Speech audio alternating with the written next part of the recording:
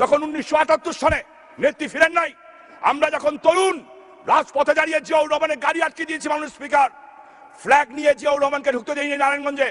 First ইয়ারের ছাত্র ছিলাম, পিঠের মধ্যে প্রচন্ড মার মারা হয়েছে, একটুখানিও ব্যথা পাই নাই, বরঞ্চ মজা পেয়েছিলাম কে বেশি মার খেয়েছি। সাজিদ সহ, আলিম সহ 19 জন মন্ত্রীকে নারায়ণগঞ্জে ঢুকতে দেয়নি মাননীয় স্পিকার। মামলা খেয়েছি কিন্তু ভয় পাই নাই। কষ্ট লাগে আমরা যখন এই কাজটি করছি, এই ভদ্রলোক যিনি আমাদের কৃপায় টিকে আছেন, মুস্তাককে নিয়ে বড় চিন্তা হয়, মানুষ ভয় লাগে, মনে হয় কোথায় জানি কি একটা ষড়যন্ত্র হচ্ছে। কারণ এই ভদ্রলোক সেই দিন গোলাম আজমের নাগরিকত্ব ফিরিয়ে দেওয়ার জন্য যারা যারা সই করেছিল তার মধ্যে উনি অন্যতম। গোলাম আজমের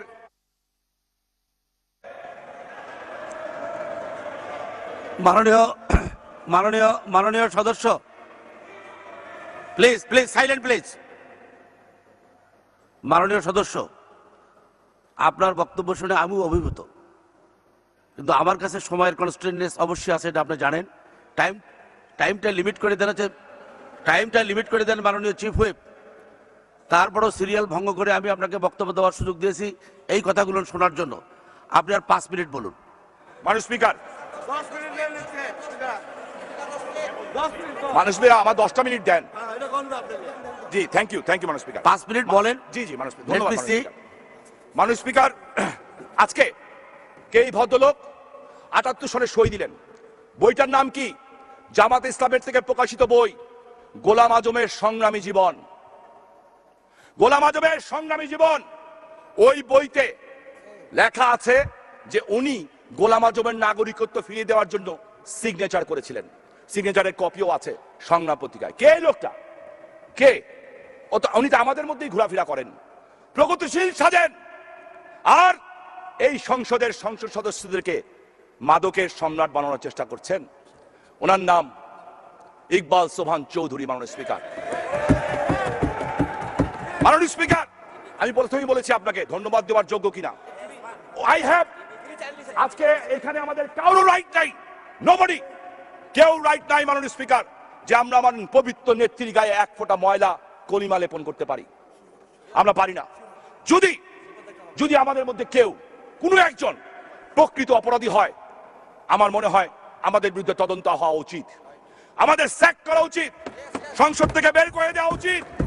মাননীয় স্পিকার, আজকে আপনার কাছে আমি অ্যাপিল করি, বহু লেখা হয়েছে, 55 বয়স হয়ে গেছে মাননীয় স্পিকার, কয়দিন বাঁচবো জানি না, তবে এদের কাছে মাথা নত করার লোক আমি না। কারণ আমি আল্লাহকে বিশ্বাস করি। মাননীয় স্পিকার, 5 ওয়াক্ত নামাজ পড়ি, সকালে কোরআন পড়ি, রাত্রে কোরআন পড়ি, তাহাজ্জুদ 17 বছর ধরে পড়ি, আল্লাহর রহমতে ছাড়ি নাই। আল্লাহর শুধু এইটাই নয়, ড্রাগ ডিলার খুনি তো বহু দূরে কথা মাননীয় স্পিকার, ইসলাম ধর্মে যা কিছু নিষেধ আছে তার একটাও যদি আমি সম্পৃক্ত থাকি, মাননীয় স্পিকার আপনাকে কথা দিচ্ছি, এই সংসদে দাঁড়িয়ে কানে ধরে গলায় জুতোর মালা দিয়ে বেরিয়ে যাব মাননীয় স্পিকার। আর যদি প্রমাণ করতে না পারে তাহলে কি হবে? কিচ্ছু হবে না মাননীয় স্পিকার। ওদের সাহস বেড়ে গেছে, কারণ ওরা শেখ হাসিনাকে নিয়ে বলে কিচ্ছু হয় না, ওরা আল্লাহর রসুলকে নিয়ে বলে কিছু হয় না, ওরা আমার মন্ত্রীকে নিয়ে বলে কিছু হয় না, ওরা আমাদের দলীয় সংসদ সদস্যকে নিয়ে বলে কিছু হয় না। কেন? ওদের দেখা দেখি সেই দিন ভালো সম্পাদকও তো আছে মাননীয় স্পিকার, অনেক ভালো সম্পাদক আছে। একটা অনুষ্ঠানে জিজ্ঞেস করলাম যে আপনারাও কি ওদের মতো ফলো করছেন? আমাকে যে উত্তর দিয়েছে, আমার কাছে কোনো জবাব ছিল না। বলছে আপনার লজ্জা লাগে না? আমি কেন? কই কথা বলেন, বন্ধু বান্ধব মানুষ। বললো আপনার নেত্রী শেখ হাসিনা সাহসী মহিলা, সৎ সাহসী, সাদাকে সাদা বলে, কালোকে কালো বলে, জননেত্রী শেখ হাসিনা। উনি বলেছেন সংসদে দাঁড়িয়ে, আমি ডেইলি স্টার প্রথম আলো পড়ি না। আপনার নেতারা কিভাবে যে ডেইলি স্টারের জন্মদিনে কেক কাটে, সেই প্রশ্নের উত্তর আগে দেন। কিভাবে কাটে? আপনার কোন নেতা প্রথম আলো পাঠক ফোরামের নেতা হয় কিভাবে? আজকে চিন্তার বিষয় মাননীয় স্পিকার। শুনেছি কোন এক জায়গায় বসে ষড়যন্ত্র হয়েছে, 100 জন এমপির নাম ঠিক করা হয়েছে, সেই এমপিদের বিভিন্নভাবে হেয় প্রতিপন্ন করার চেষ্টা করা হবে, এমন সিচুয়েশন সৃষ্টি করা হবে যারা ভবিষ্যতে তাদের জন্য রাজনীতি করা কঠিন হয়ে যায়। মাননীয় স্পিকার, 164 ধারায় আপনি তো আমাদের কাছে জিজ্ঞেস করতে পারতেন। আমি বলি না সমালোচনা দরকার, দি প্রফেট অ্যাকিউজড, আল্লাহর রসুলকেই তো ছাড়া হয় নাই, কোন রসুলকে ছাড়া নাই, আর আমরা তো সবচেয়ে পাপী বান্দা। লেখেন, কিন্তু আমাকেও বলার সুযোগ দেন। আমি তো 96তে পার্লামেন্টে ছিলাম মাননীয় স্পিকার। প্রথমেই কিন্তু অধিকার ক্ষুণ্ণ হলে আমি আপনার এবং চিফ হুইপ স্যারের দৃষ্টি আকর্ষণ করছি, অধিকার ক্ষুণ্ণ হলে তাদেরকে আগে সে অধিকার ক্ষুণ্ণে 164-এ আমি যখন প্রস্তাব দিব ওইটা সমাপ্তি করে আপনার রুলিং দেওয়া দরকার।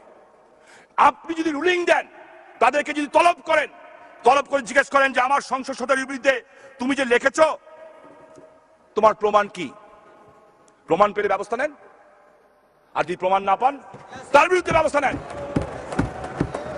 আইন করার সময় এসছে মাননীয় স্পিকার, আইন করেন। ওরা কিন্তু খেলায় নেমে গেছে, ওরা খেলায় নেমে গেছে। মাননীয় স্পিকার, কয়েকদিন আগে একটা পত্রিকা, আমাকে একটু সময় দিন, আজকে আপনার কাছে জোরহাত করে চাচ্ছি, আমি জোরহাত করে চাচ্ছি আপনার কাছে। আমি কয়েকদিন আগে একটা পত্রিকা, আপনি আমার বাবাকে চিনতেন মাননীয় স্পিকার, আমার বাবা, আমার বাড়িতে আওয়ামী লীগ তৈরি হয়েছে, আমার দাদা আমার বাবা আওয়ামী লীগের প্রতিষ্ঠাতা সদস্য, বাংলাদেশের সবচেয়ে ধনী পরিবারের মধ্যে একটা পরিবারের ছেলে আমরা। আমার দাদা নবাব হাবিবুল্লাহর জামানত বাজেয়াপ্ত করে এই ঢাকা বিভাগের এমপি। মাননীয় সদস্য, আপনি কতক্ষণ বলে শেষ করতে পারবেন? 5 মিনিট? আমি আর 5 মিনিটের বেশি দিতে পারবো না, আমি দুঃখিত। আপনি 5 মিনিট বলুন। জি জি আচ্ছা মাননীয় স্পিকার। মাননীয় স্পিকার, সে আমার পিতা, আমি তাকে সম্মান করি। সম্মান করি এই কারণে, উনি আমাদের জন্য কিছু রেখে যান নাই। 75 সালের 17 আগস্ট খন্দকার মোস্তাকের ফোন আসলো আমার বাড়িতে। আমার বাবা 4টা-5টা অস্ত্র নিয়ে এদিক ওদিক দৌড়াদৌড়ি করছেন। বড় ভাই নাসিম ওসমান চলে গেছেন বইয়ের সমস্ত স্বর্ণ নিয়ে। সেই রাতে তার বিয়ে হয়েছিল, শেখ কামাল ভাই ছিলেন। সেইখান থেকে উঠে উনি যখন দেখেছিলেন বঙ্গবন্ধুকে মারা হয়েছে, উনি আমার মার সমস্ত গয়না, আমার ভাবির সমস্ত গয়না নিয়ে 50 জন ছেলে নিয়ে উনি বঙ্গবন্ধু হত্যার প্রতিশোধের জন্য বেরিয়ে চলে গেছেন। আমার বাবা 4টা-5টা বন্দুক নিয়ে চেষ্টা করছিলেন কিছু একটা করা যায় কিনা। 17 তারিখে রাত্রে বাসায় ফিরলেন, ফেরার সাথে সাথে একটা ফোন আসলো, ল্যান্ড ফোনে। ফোন আমি ধরেছিলাম, আমি ক্লাস 8-এর ছাত্র ছিলাম মাননীয় স্পিকার।